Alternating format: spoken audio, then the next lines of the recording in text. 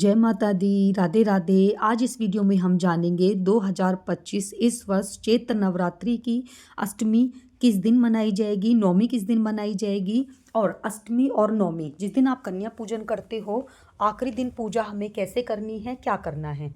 देखिए, जिस दिन अष्टमी होती है, जिस दिन नवमी होती है, उस दिन हमारी आखिरी दिन की पूजा होती है। सबसे पहले हमें माता रानी के लिए भोग तैयार करना है। माता रानी के भोग में माता रानी को पूरी और हलवे का भोग लगाया जाता है और चने का भोग लगाया जाता है। ये सारा खाना हमें देसी घी में बनाना होता है, शुद्ध और पवित्र तरीके से बनाना होता है। सबसे पहले अपनी माता रानी का हम भोग तैयार करेंगे। भोग तैयार कर लेंगे। भोग तैयार करने के बाद आप चाहे तो हलवे में भी चने डाल सकते हो, आप चाहे तो चने अलग से भी भोग लगा सकते हो। सबसे पहले हम अपनी चौकी को अच्छे से साफ़ कर लेंगे। एक दिन पहले जो भी आपने पुष्प वगैरह चढ़ाए हैं वो सब हटा लेंगे, चौकी को अच्छे से सफाई कर लेंगे। चौकी को साफ़ करने के बाद हमें क्या करना है, जल लेंगे। जल से माता रानी का नाम लेते हुए अपनी पूरी चौकी का पवित्रीकरण करेंगे। सब पे छींटे लगाएंगे, कलश को, गणेश जी को, माता रानी को, सभी को जल के छींटे लगा देंगे। जल का छींटा लगाने के बाद, पवित्रीकरण करने के बाद हम रोली का सबको टीका करेंगे, माता रानी को, गणपति जी को, कलश को। अगर आपने अखंड दीप जलाया है तो ठीक है, अगर आपने अखंड दीप नहीं जलाया तो ये सब करने के बाद, पुष्प चावल अर्पित करने के बाद सबसे पहले आप घी का दीप जला लीजिएगा। मैंने तो घी का दीपक मेरा अखंड जल रहा है, इसीलिए मैंने अभी नहीं जलाया है। देखिए, सबको चावल समर्पित कर देंगे, चावल समर्पित करेंगे। गणपति जी को भी, माता रानी को, सभी को पुष्प समर्पित कर देंगे। जो हमें कलावा और जनेऊ चढ़ाना होता है वो हमें पहले दिन चढ़ाना होता है, बार बार नहीं चढ़ाया जाता माता रानी की पूजा में, सिर्फ पहले दिन ही हमें चढ़ाना होता है। देखिए, अगर आपने दक्षिणा नहीं चढ़ाई है तो लास्ट वाले दिन आप चढ़ा सकते हो। अगर आपने पहले चढ़ा दी है तो कोई बात नहीं है, दक्षिणा भी आप भूल गए हो तो आप चढ़ा सकते हो।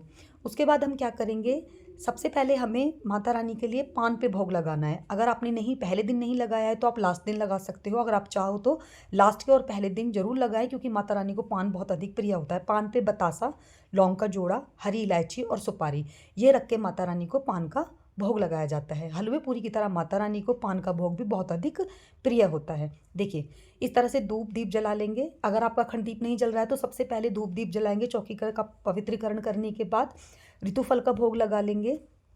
ऋतुफल का भोग लगाएंगे, माता रानी के लिए जो आपने हलवा पूरी बनाया है उसका भोग लगा लेंगे।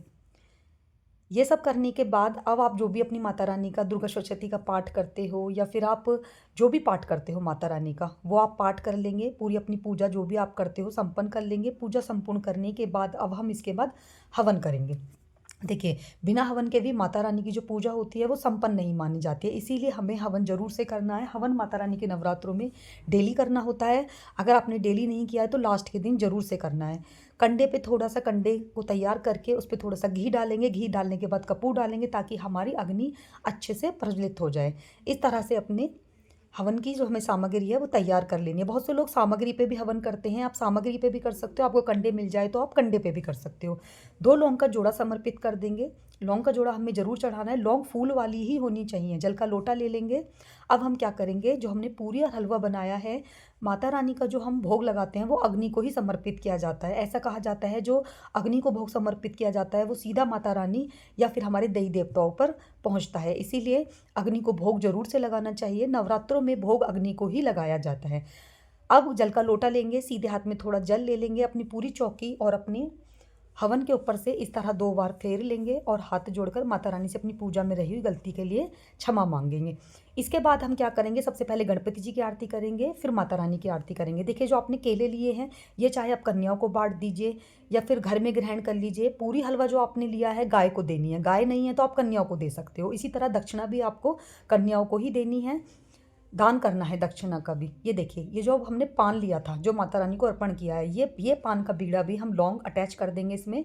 लौंग अटैच करने के बाद ये भी अग्नि को ही समर्पित किया जाएगा माता रानी तक, ताकि माता रानी को पान का भोग अच्छे से लग जाए। इसमें आप थोड़ी सी कपूर और डाल दीजिएगा ताकि अग्नि अच्छे से प्रज्वलित हो जाए और ये हमारा पान पूरा माता रानी को समर्पित हो जाए।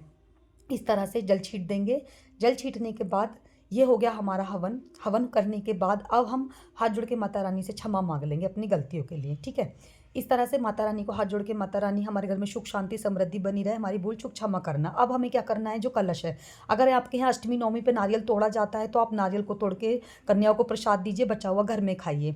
अगर आपके यहाँ नहीं तोड़ा जाता है, विसर्जन करा जाता है, तो आप विसर्जन कर सकते हो, घर में रखा जाता है तो घर में रख सकते हो। अब बात आती है चौकी का क्या करना है। देखिए, चौकी माता रानी 9 दिन के लिए आती है, कम से कम 9 दिन तक तो चौकी रखिए। 10वीं की सुबह हमें चौकी हटानी होती है, उससे पहले नहीं हटाना होता है। अगर आपके यहाँ देखिए, अष्टमी मनाई जाएगी 5 अप्रैल को, और जो हमारी नवमी मनाई जाएगी वो 6 अप्रैल संडे को मनाई जाएगी। जय माता दी, राधे राधे।